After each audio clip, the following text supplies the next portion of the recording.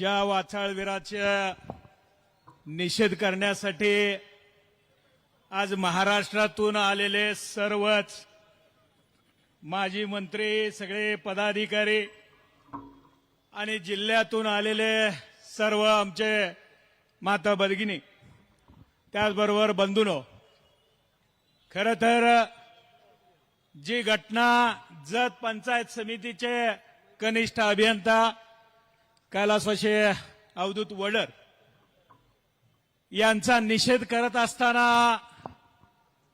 आणि त्यांच्या जी काही त्यांनी आत्महत्या केली त्या आत्महत्येचा सखोल चौकशी व्हावी म्हणून आम्ही या जत पंचायत समिती समोर आम्ही सगळ्यांनी त्याचा निषेध, त्या घटनेचा सखोल चौकशी करण्यासाठी आम्ही एक मोर्चा केला होता आणि त्या मोर्चाच्या निमित्तानं दुसऱ्या दिवशी या आमच्या जत तालुक्याचे आमदार आणि जानकर साहेबांचे परम मित्र, कारण आज गल्लीपासून दिल्लीपर्यंत त्यांची सत्ता असताना देखील त्यांनी या घटनेचा किंवा या चौकशी करण्यासाठी तो मोर्चा काढलेला नव्हता।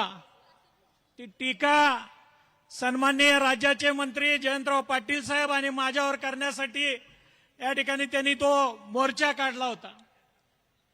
पण आज ज्या वाचाळवीराच्या माध्यमातून आज या महाराष्ट्राच्या संस्कृतीला आज एक वेगळं वळण या निमित्तानं मिळालेलं आहे।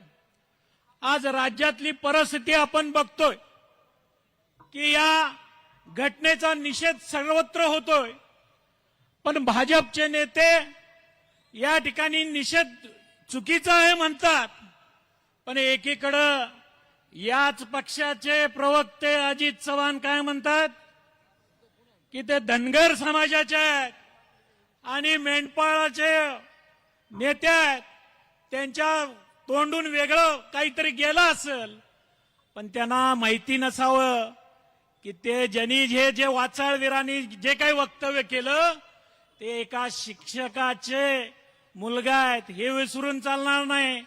शिक्षकाच्या मुलानं अशी वक्तव्य करायची का हे आज या ठिकाणी महाराष्ट्रानं लक्षात घेतलं पाहिजे। आणि आज खास करून या निमित्तानं मी जानकर साहेबांना या ठिकाणी विनंती करेन की जानकर साहेब, तुम्ही जे काही झाड लावलं त्या झाडाला पाणी घातलं, पण पाणी घालताना तुम्ही फळाच्या झाडाला पाणी घातलं नाही, तर कुठल्या झाडाला घातलं? काटे असलेल्या झाडाला तुम्ही पाणी घातलं आणि आज ते काटं आज या महाराष्ट्राच्या संस्कृतीला चिरफाड करण्याचं काम या निमित्तानं करताय आणि त्याचा निषेध या निमित्तानं करतो।